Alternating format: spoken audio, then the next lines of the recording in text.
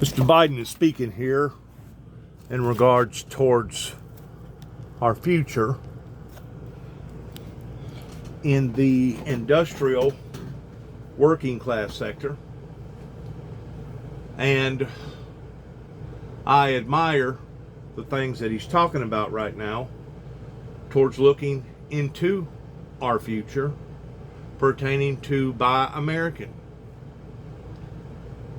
Make American. These are good, sound, stable visions of the future. But you got to start with the spirituality side of it towards being able to motivate the bodies out there that haven't been adjusted to work, that haven't been adjusted to long-time commitments, that aren't trying to be a benefit to society.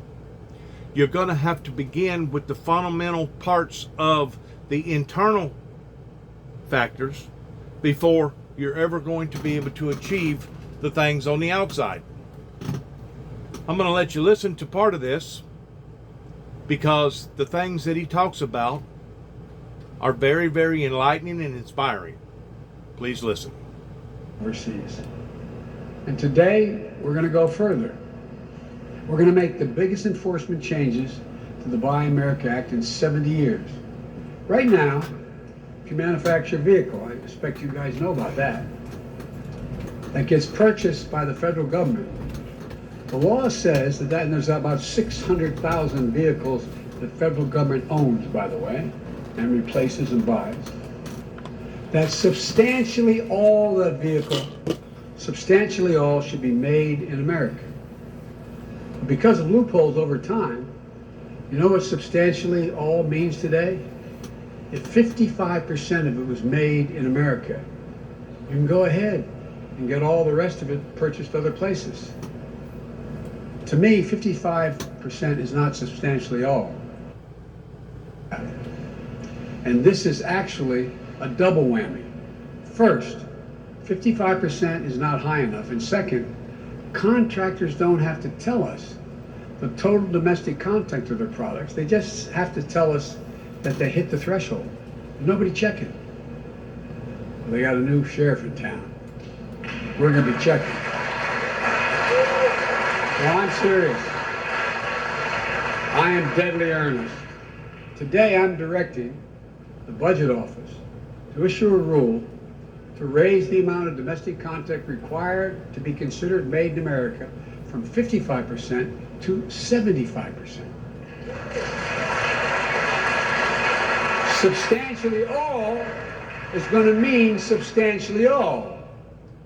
And starting with critical products, instead of taking contractors at their word that they hit the threshold, we're going to start making them give us the details so that we can do more to support American manufacturing.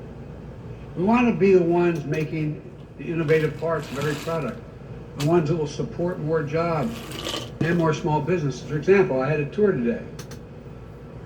A lovely lady showing me the parts where the second stop we made. She said, well, we're having a little problem.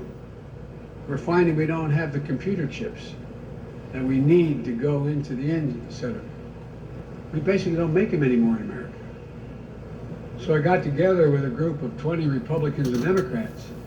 We passed a new piece of legislation, providing that South Korea and Taiwan open up plants here in the United States, hiring American employees to make those computer chips, so we're not held hostage.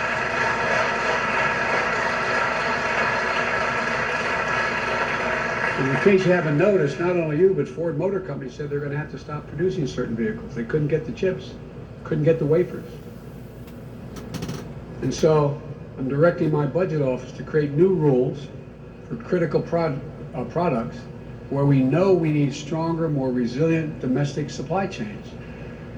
We're talking about components like semiconductors, pharmaceutical ingredients, advanced batteries, among other things. We saw during the early days of the pandemic that the supply chain disruptions could put Americans' lives and livelihoods at risk. When we needed them most, we were short on protective equipment, we were short on ventilators, and other essential health equipment. We couldn't get the job done. We couldn't take care of people. We were short on basic equipment. I know a lot of you in this factory stepped up to make PPE at the time. That was a noble service, but it's not a long-term solution. Yes, we'll keep trading with our allies, but we need to have a resilient supply chain of our own so that we're never again at the mercy of countries for critical goods ever again. Ever. You know exactly what I'm talking about right here. You've seen production slow down, as I said. You've had your hours cut because of the shortage of computer chips and semiconductors. These chips are more than just vehicles. They enable so much of our modern lives, our smartphones, our televisions, our medical equipment. That's why we're investing $50 billion to have the best chip manufacturing in the world come and build factories in the United States of America.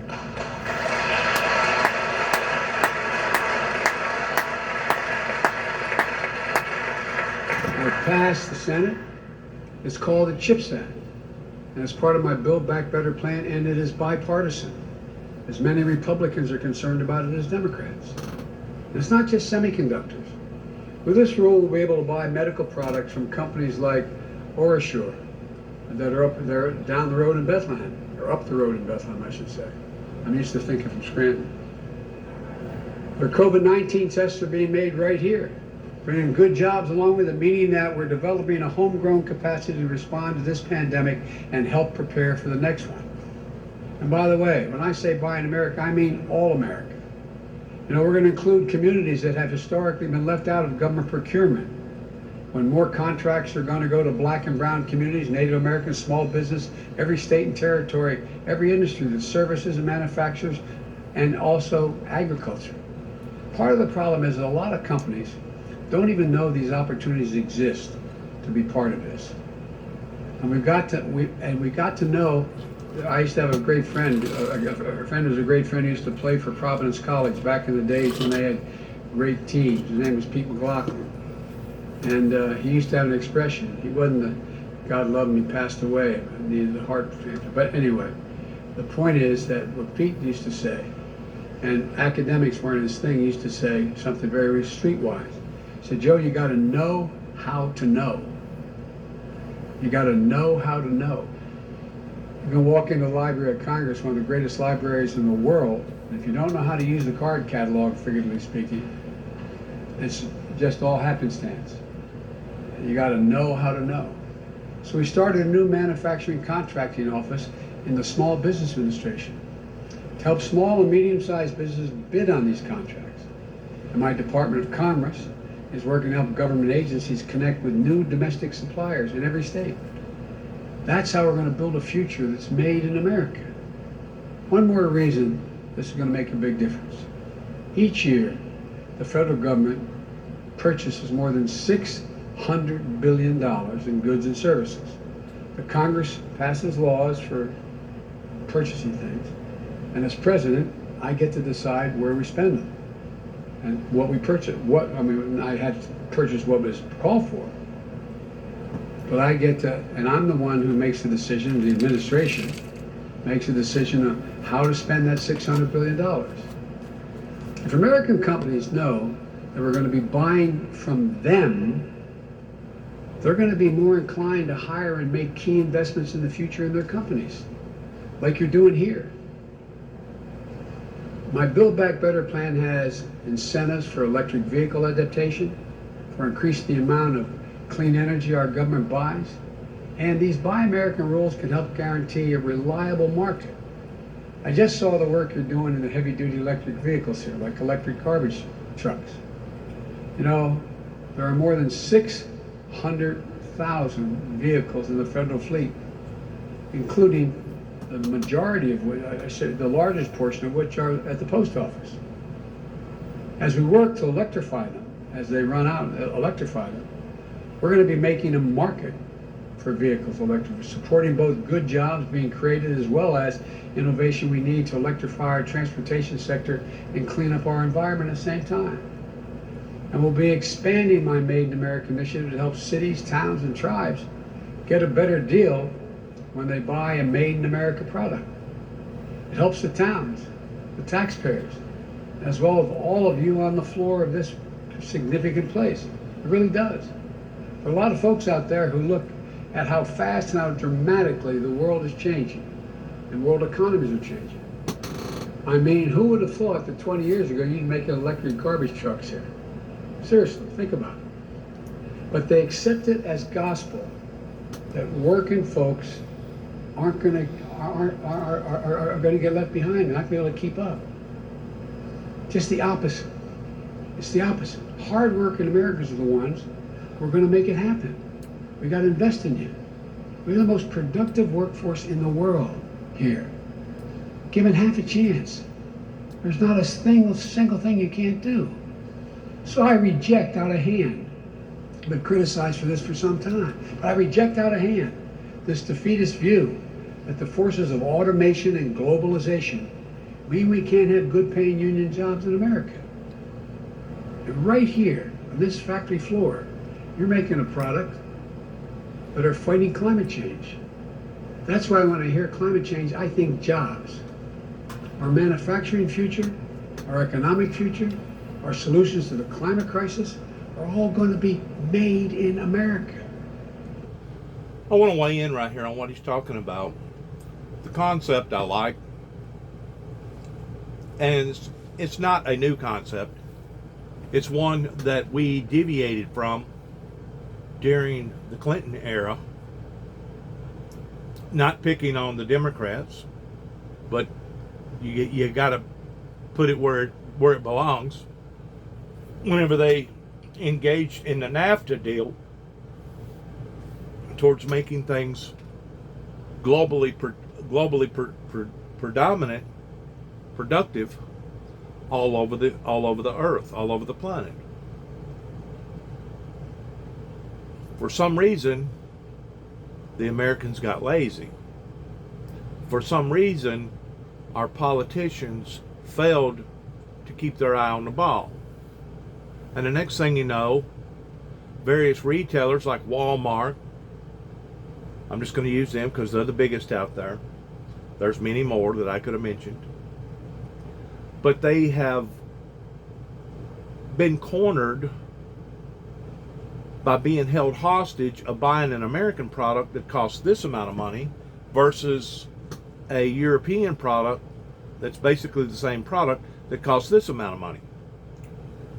What most of your retails don't realize is that it's not just bad steel that China has been pumping out now to our country for the past 20, 25, 30 years that nobody obviously either made a fact checked it towards realizing what was going on. But it's also in our plastics, it's in our aluminums, it's in our clothing, our jewelry. They're making very, very cheap, imitated, artificial, generic products that looks like, oh wow, this is all shiny and nice and new. Kind of like a brand new Ford truck that he was just talking about. But if the truth be known, the products in that Ford truck today isn't a third of what they was 25, 30 years ago because of them cutting corners and being lax in various materials that built that Ford truck to begin with. Now there's no doubt we've all been competing about trying to make the automobile get better gas mileage, and the way that they have attacked this problem is by weight distribution. That if we can lighten the load on a Ford F1 Ford truck by 800 pounds, it's going to take the gas mileage from a 14 mile gallon truck up to possibly an 18 or 20 mile gallon truck. And I'm talking about a gas burning automobile with a standard 8-cylinder. That was the targeting base that manufacturers has used in manufacturing automobiles and steel in general towards the weight.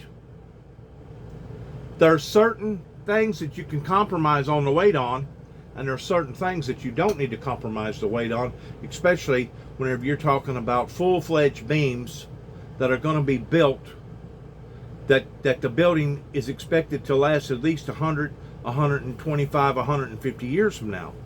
A building that was built back in the 80s, that's only basically 52 years old, should not have collapsed down in Florida the way that it did. Obviously, somebody cut corners somewhere. And if enough people cut enough corners, that's what happens to a dilapidated building. It don't last 100, 125, 150 years. Same way with our bridges. Same way with our infrastructure. There are certain things that you can cut corners on, and there are certain things that it don't pay to cut corners on. Kind of like your clothing at Walmart. You go to Walmart, you buy a shirt, you wash it 3 times, and the next thing you know, it looks like you've slept in it, and it's probably at least a year or 2 years old. Why is that? It's because the knitting and the cotton is not tight like it's supposed to be. And I'm going to use sheets for an example of this. There's different sheets that has different knitting in it that will make that sheet more durable and more softer depending upon how you make the sheet. Anybody that knows anything about building materials should know this. Now, the last and final thing that I want to make a point at towards his ideal of 75% Buy American, which, like I said a while ago, is a great vision.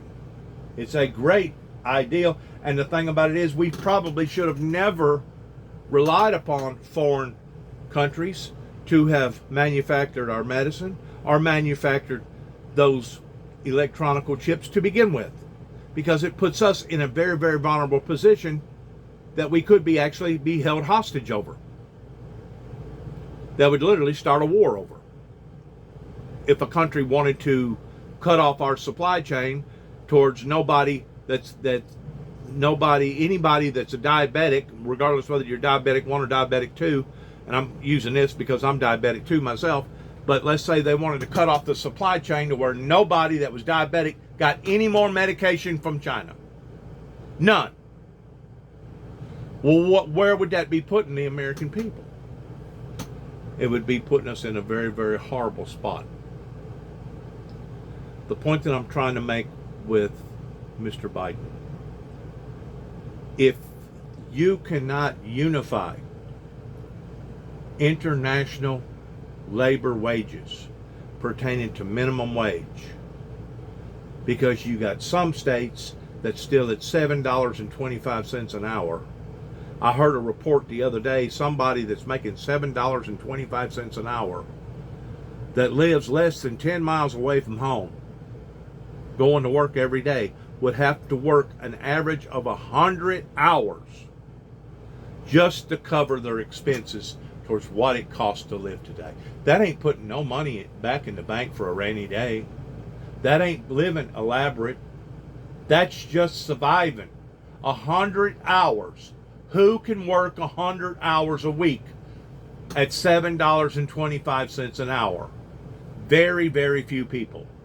Very few people. So until you shake the tree of all these different states that wants to keep their labor rate down to basically slave wages, until you can do that, you're not going to find an appealing base that you're going to motivate out of their beds and out of their bedrooms and motivate them back onto their feet so that they can get out here and go to work and work for and feel the dignity of working and be proud of what they're doing. You're not going to do that if you don't take care of the fundamentals first. It's good to have a dream. It's good to have a vision. It's good to have target goals.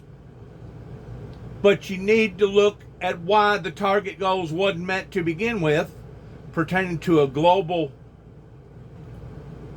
competitiveness marketing that basically we fell short on during the late 80s, 90s, 2000 and 2010 for the past 30 some odd years. You got to look at how that we have failed in those areas towards allowing for all these other countries to get ahead of us towards building these materials that we can't even come close of competing. A flat screen TV right now that you're looking at, I think that's a 50-inch TV. I think I purchased it in 20 and 15, maybe 20 and 14. I've had it now for 7 years. 7 or 8 years, maybe longer. Maybe almost 10. That same TV today that I paid almost $400 for, you can buy today at just about any retail store for about $250 to $300. So the price has actually come down on flat screen TVs. The point that I'm trying to make is this: the American people that's going to have to engage in labor rates that makes that flat screen TV, as a rule, cannot make that flat screen TV and put it out on the market to where people like Walmart can sell it and compete with the price of $250 to $300.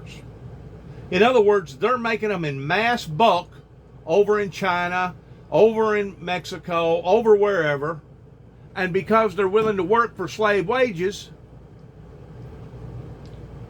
they can not only make the TV cheaper than we can, but they can put the TV on a boat, on a container, and ship it to America and have it transported to the retail stores and still put a price tag on it for $250, $300 for a 50-inch flat screen TV. Until we figure out how we're going to compete with that, towards it not just being free trade, but fair trade, until we figure out how we're going to be able to compete with that, as well as have a decent, because our economy here in America is running absolutely wild right now. I was told that gasoline right now in California is over $4 a gallon. Milk's like $5. Of course, everything out in California is higher. I guess because I don't know why. I really don't know why. But prices out there are higher. Houses is higher. Rent is higher. Clothing is higher. Gas is higher. Food is higher. Everything out there is higher. Now, I can understand for the prices to be higher up in Aspen, Colorado, where you have to go 3 or 4 miles high just to be able to transport the materials up there to begin with for shipping cost. But I don't understand why California is at the price level that they are, unless it's just a bunch of people greedy and selfish and wanting to blow up the economy to that degree.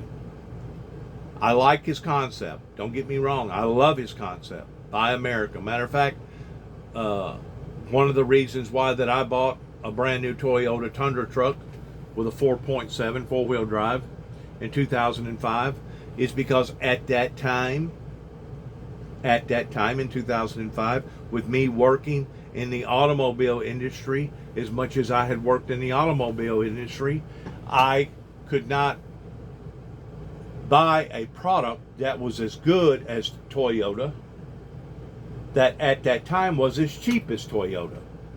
Because if I'm not mistaken, I only paid about $32,000 for a brand new 2005 Toyota Tundra with suicide doors on it, four-wheel drive, 4.7 V8, which is a very, very favorable price at that time whenever they was marketing that.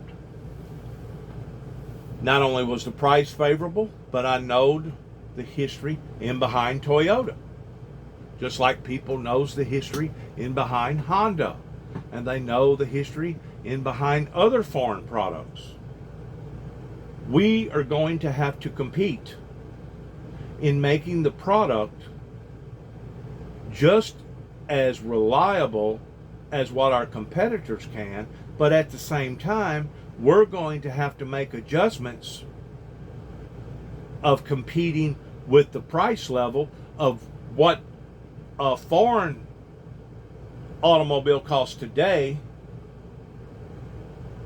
Basically the same size, the same horsepower, the same everything. We're going to have to learn to compete with making a product that's just as good or better, that's just as cheap or cheaper than what our competitors can overseas. That's the bottom line. How you're going to find this balance between these states that still want to keep workman's comp at $7.25 an hour, knowing that nobody in their right mind is going to be able to stand on their feet and work for 100 hours a week for that kind of money just to be able to survive and sustain themselves.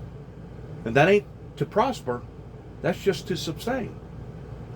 So until those things are worked out, ironed out with the state, and also working from a global perspective, they basically do have us over the barrel. We basically are being held hostage right now in the labor force. That's the point that I'm trying to make, is that it doesn't matter if it's pharmaceutical supplies, or if it's ships, or if it's flat screen TVs or automobiles. With their labor base being as cheap as what it is over there, it's it's almost impossible with our prices exceeding and going up like they are over here in America towards the economy that's just going wild with prices.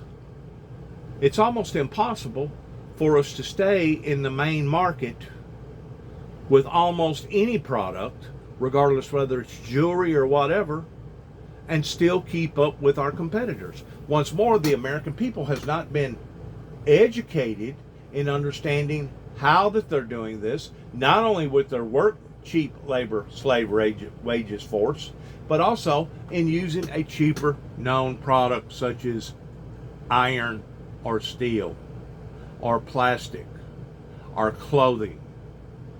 That's how they're doing it.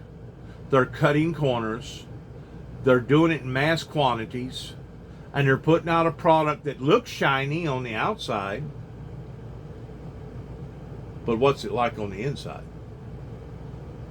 And until you can put that education into the younger class growing up today, in understanding that their product is not going to be as durable and as good as the American product, you're probably beating a dead horse. I like his ideal. I would love to see America get back on their feet towards being the #1 producer of the world. At one time, we used to be, back after World War II, during the 50s, 60s, 70s, and the early 80s. We was #1 in agriculture. We was #1 in medical. We was #1 in car manufacturers. We was #1 in just about every smokestack industry type marketing product out there. But it was whenever the free trade deal come into sight, and now everybody started looking for the better deal, that I guarantee you can go in Walmart right now and probably over 60 to 70% of everything on their shelves from A to Z has been imported from various places all over the world. From pocket knives to jewelry to bows and arrows to clothing to you name it. Now, granted, the food supply chain, that's limited in how far that they can go out with that. But even with that, They got all these coolers now that they can put on the boat and keep the product just as cool and as moist and as nice from over there, that takes about 10 days to get it over here or longer.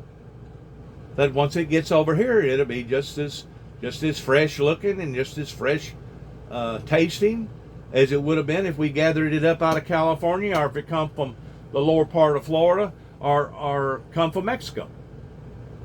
So even that has its ups and downs in dealing with the market of getting cabbage or lettuce or potatoes on the shelves. We got to realize that we're dealing with something today in competitiveness that our ancestors didn't have to deal with. And one reason why that this has all happened in this fashion or on this degree is primarily because of the computer, the internet. You know, before the 80s, before the 60s, before the 50s, yeah, there was computers out there, but they was specifically for various tasks that done various things. It wasn't open to the public like it is now. Now, today, the computer has basically taken the place of Ma Bell. It's become a communication device to the point that now we can communicate with people all over the world and basically have your standard rate that you pay AT&T or Verizon or whatever phone carrier that you get from towards unlimited text and talk. We are living in a completely different world today in comparison to the early 70s, 60s, 50s, and the 40s. Based around just that alone. The computer, the internet. They didn't have all these satellites up in space like they do now. They didn't have all these media entities that you can get news 24/7 like you can now. We are living in a completely, totally different world here in America in comparison to what we was living in 40, 45, 50 years ago. And of course, those that are old enough to remember these things, they can authenticate what I'm talking about towards it being true. It's the younger crowd that's from their 30s down that can't relate towards what I'm talking about. They can't relate because they was raised up in a completely different environment to the point that now children growing up can take a phone and decipher it and knows more about the controls towards how to do this and how to do that than an adult, somebody my age, more than likely. More than likely. Because they was exposed to it at a young age. They got adapted to it. They wasn't scared of it. I couldn't tell you that the amount of times before I ever bought a flat screen computer that I was actually frightened to go on the computer, afraid that I was going to mash a button or do something that was going to mess it up and ruin it, that was going to wind up costing me $7, $8, maybe $1,000, $1,200 at the time. Scared to death I was going to tear something up on the computer if I mashed the wrong button. Not realizing that it was digital, and if you did make a mistake, all you had to do is erase it and start all over again. Well, see, I wasn't taught that way. I wasn't taught that way. Today, our marketing skills are different. The demands are still there, but our marketing skills has to stand up to the forefront of being able to compete with all these other competitors that's out there, basically cutting people's throats. It's a cutthroat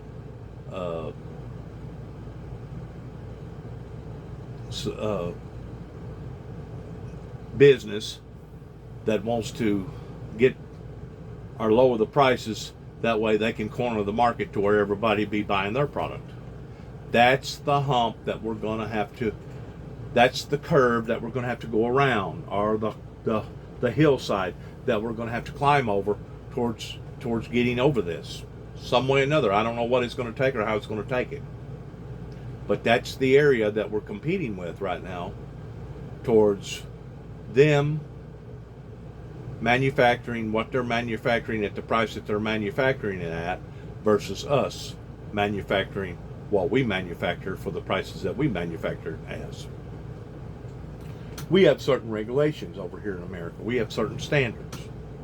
We're not going to produce a large beam that's going to hang from a 14-story building and not put the proper qualities into that metal like they do over in China.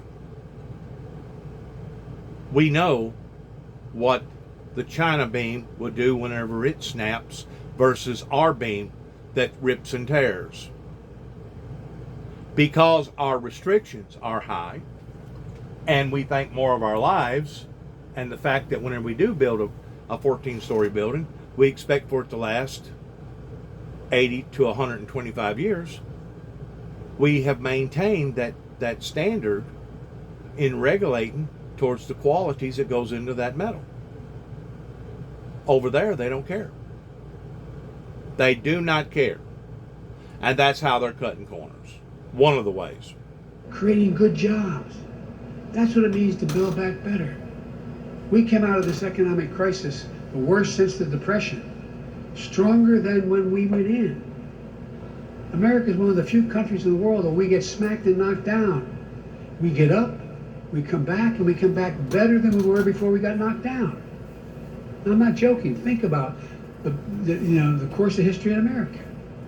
And that's why in the American Rescue Plan, we passed shortly after I took office, we're investing considerable sums that will go to cities and towns looking to build back stronger. For example, towns in the southwestern part of this state can now apply for funds to cap those wells that are leaking methane, clean up abandoned coal mines, invest in bringing new employers into abandoned factories, and get help attracting them.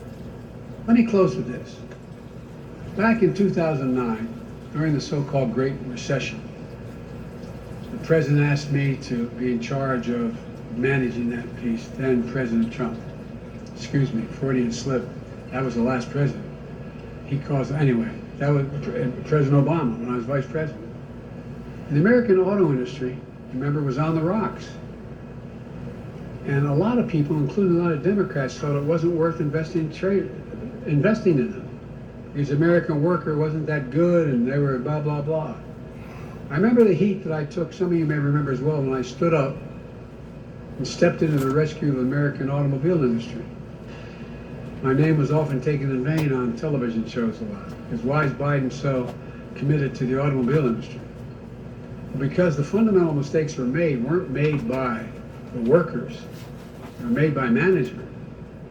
Today, a lot of the folks who said we shouldn't rescue the American auto industry are the same folks who are saying we don't need to buy American.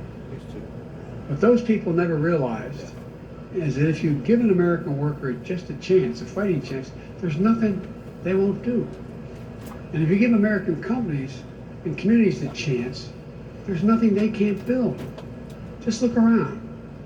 From the steel that raised our cities, to the trucks behind me that are trying to carry the economy forward, to the workers who are the heart and soul and spine of this nation. American strength is here. It's in this region. It's you. It's not hyperbole, it's you. And that's why I've told every foreign leader, and I just got back from Europe meeting with heads of state. One said to me, I said, America's back. And he said, for how long? The head of state. And I said, I want to tell you something. It's never, ever, ever been a good bet to bet against America. We never fail when we decide we're going to do something. So today, I'm placing my bet on America. I know you all are going to make sure it pays off, because it will pay off with good jobs, long-term employment, the ability for America to once again reassert its role as the most powerful economy in the world. And that is as important as the size of our military and as anything else we do. And if we think we're not in a race, well, guess what? Take a look at China. Take a look at China. I've spent an awful lot of time with Xi Jinping, president of China, No. more than I'm told than any other world leader has. And he's made it really clear. He doesn't think democracies can compete in the 21st century. You eat that And I food. spent over 25 hours alone with him Can't eat that over a right now. period of the last 5 years, 7 years. No. And guess what? Just come back from a conference with Putin. He thinks the same thing. I don't care. Well, I got news for him. Autocracies will not succeed if we do what we can do as a democracy. Democracies. And if you notice, not a joke, a lot of the rest of the world is hedging their bets, whether to move toward autocracy or stay with democracies. We have it all, folks. We have everything that we need in this country to not only today, but for my grandchildren to be in a situation where we're still the most powerful physically and most powerful economic nation in the world that treats other nations decently and maintains the peace. That's who we are. That's America. And I like that. And I agree with that. Okay? But until we can convince other nations like China to start playing by the same rules that we're playing by, regardless whether it be the content of the material that you make a beam out of, or pertaining to the smokestacks that's going up, polluting the carbon dioxide up into the upper atmosphere, until we can move on that in convincing them that they're going to have to play by the same set of rules that everybody else plays by, they're going to be ahead of the curve because they're cheating in this global competitiveness. They're cheating. And until we reach a reasonable understanding that, hey, if we're going to have to cut our emissions by certain amount, you're going to have to do the same thing, because what goes on over there affects our weather, and what we do over here affects theirs. Everybody is in the same boat pertaining to global what? Global warming. Now you got it. And if everybody isn't playing by the same set of rules, one group of people over here that's doing this ain't gonna help the situation if everybody isn't doing the same thing. That's the part that I'm trying to make. I like his concept, I really do. But you gotta begin with the fundamentals. We're the most unique nation in the history of the world. Not a joke. By that I mean every other nation was put together based on ethnicity, or religion, geography, but not America. America is the most unique nation in the world, and literally, we are based on an idea. An idea A dream. is what formed America. And the idea was, and it sounds corny, but it is absolutely true. No other nation has this as an organizing principle. We hold these truths to be self-evident. That all men and women are created equal, Right. endowed by their Creator with certain inalienable rights: life, liberty, the pursuit of happiness. We believe it. We've never accomplished it. But every generation has moved us closer and closer and closer to inclusion. And that's why America's real power is not in the exercise of military power, but people follow us because of our example. That's why the rest of the world's following us. It's about time we get back up and reassert who we are. This is the United States of America. Thank you, and God bless you all. Thank you, thank you, thank you. We just heard remarks from President Biden, delivering them in Pennsylvania after touring a Mack truck facility. The president pushing his $1 trillion bipartisan infrastructure deal, also pushing Congress to build back better, to invest and strengthen U.S. manufacturing and create high-paying jobs for Americans. The president also referencing America's reliance of overseas products such as ventilators, which we experienced during the height of the pandemic. He also discussed the chip shortage that vehicles are also experiencing. The president also plans to invest in that as well. You're watching BNC Live. We'll be right back after this short break. Thanks for listening. Good luck to all of us. Once more, you have so many different news entities to where you can basically follow the news now 24/7. And it's not just being illustrated or commentated by American commentators, but all over the world. All over the world. Thanks again, and good luck to all of us, and shalom.